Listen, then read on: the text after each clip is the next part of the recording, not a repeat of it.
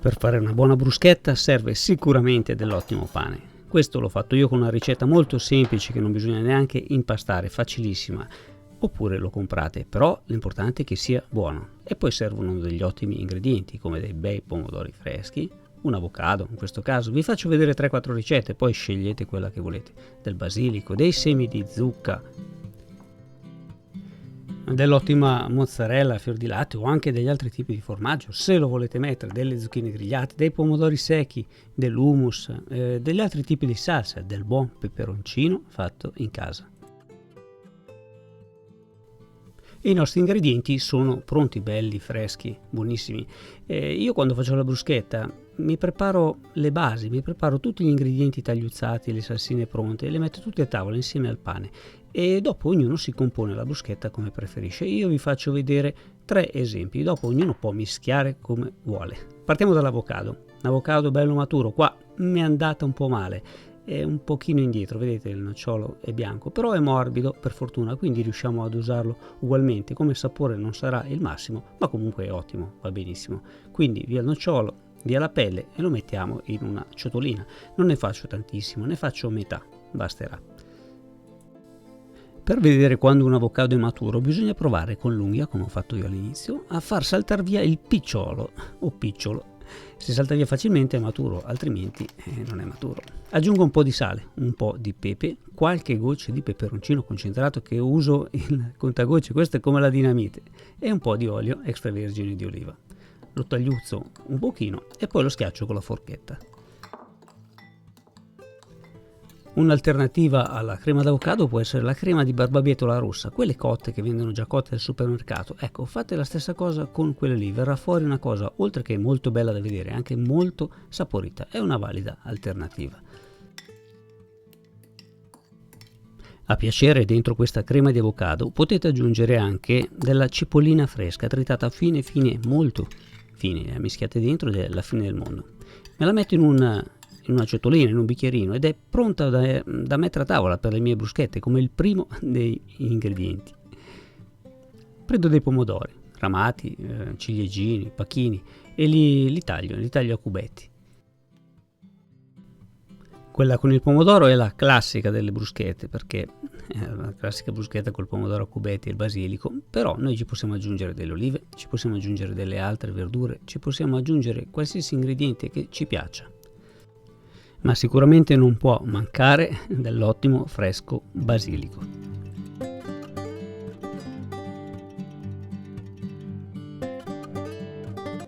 Sale, un bel pizzichino di sale, un po' di pepe, se volete mettere peperoncino anche qua, ma io vi consiglio di metterlo a tavola a parte il peperoncino, così chi vuole se lo mette, chi non vuole se lo mette. Poi ci metto delle olive taggiasche, piccoline, queste sono buone, a piacere ci potete mettere anche i capperi, ci potete mettere l'origano, potete metterci qualsiasi cosa qui dentro. Io vi consiglio comunque di fare tante piccole ciotoline, così ognuno si arrangia un po' come vuole.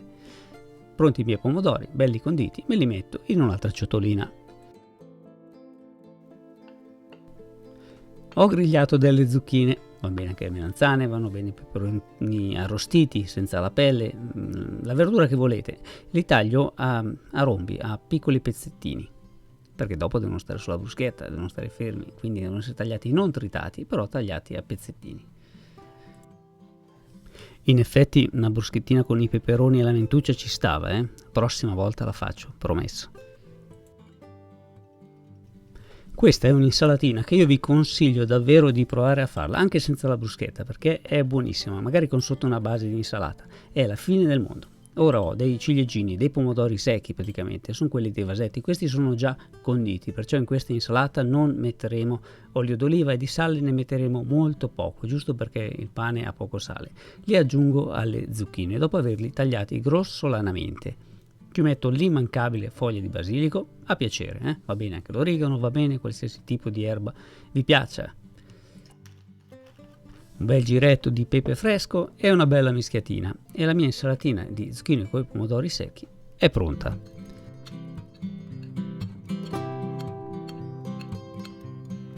Anche questa insalatina è pronta da mettere in una ciotolina che andrà a finire insieme agli altri ingredienti per fare le nostre bruschette, che ripeto, io questi ingredienti qua li metterò al centro del tavolo insieme alle bruschette pronte e ognuno si comporrà la sua bruschetta come preferisce. Naturalmente ne vediamo anche 4 esempi già pronti appena finiamo di preparare gli ingredienti.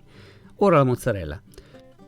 Naturalmente se volete metterci la mozzarella, perché le bruschette si possono fare anche completamente vegetariane, questa la tagliuzziamo a pezzettini così lascerà giù anche la sua acqua. Se non volete usare la mozzarella potete usare le scaglie di grana, potete usare qualsiasi tipo di formaggio. Ci metto un pizzico di sale nella mozzarella così lascerà nella ciotola l'acqua in eccesso, diventerà un pochino più asciutta, più comoda da mettere sulle bruschette, e anche questa va a finire insieme agli ingredienti per condire le nostre belle bruschette che io non vedo l'ora di assaggiare. Ora abbiamo preparato tutti gli ingredienti, sono qui belli in fila. Noi potremmo mettere tutti gli ingredienti già al centro del tavolo, ma prima vediamo qualche ricettina. Prendo il mio pane, questo è un pane che ho fatto io, ho impastato, ma neanche impastato, ho miscugliato gli ingredienti del pane ieri sera e stamattina ho infornato, fine del lavoro del pane. Vi metto la ricetta a fine video. Taglio delle belle fette, naturalmente se non volete farlo lo andate a comprare, vendono degli ottimi pani di semola che sono perfetti per fare le bruschette. Taglio delle belle fette larghe quasi 2 cm, davvero belle consistenti. Questo pane ha un profumo pazzesco, è semi integrale, fatto con farina di tipo 2. Li dispongo su una teglia da forno, il forno è già acceso, metto su un pizzico di sale perché è un pane che faccio con pochissimo sale, quasi non ne metto. Un giro di olio extravergine d'oliva che non può mancare sulle bruschette, ma potete metterlo anche dopo a crudo se volete. Un po' di origano, se volete potete strofinarle con l'aglio. Ora, griglia o forno, fatele del colore che volete. A me piacciono belle secche e un po' chiare, potete farle anche rosse se volete. Ma ora tutti i nostri ingredienti sono tutti pronti. Invece di metterli a tavola vi faccio vedere 4 esempi.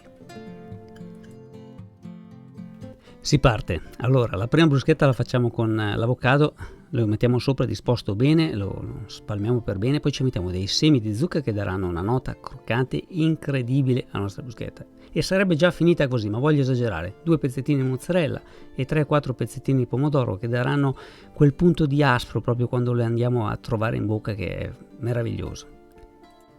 Seconda bruschetta, un grande classico, quella con i pomodorini. Qui ci stava una grattugiata di aglio, solo che a me non piace quindi non l'ho messo, però ci stava benissimo. Un pomodoro, basilico, olive, è la regina delle bruschette, senza dubbio. Terza bruschetta, dell'hummus. Se non volete l'hummus, se non ce l'avete, usate un'altra salsa, va benissimo qualsiasi cosa. In questo caso l'hummus è semplicemente dei ceci bolliti, del sesamo, sale, olio d'oliva, un pochino di aglio, frullatore, un giretto. Pronto l'hummus. Ci metto sopra la mia insalatina di zucchine grigliate e pomodori secchi, l'immancabile mozzarella, se la volete mettere, o delle scaglie di grana andranno benissimo. Pronta la terza bruschetta. E poi la quarta ho fatto su un bel mischiotto di quello che avevo ed è venuta la fine del mondo.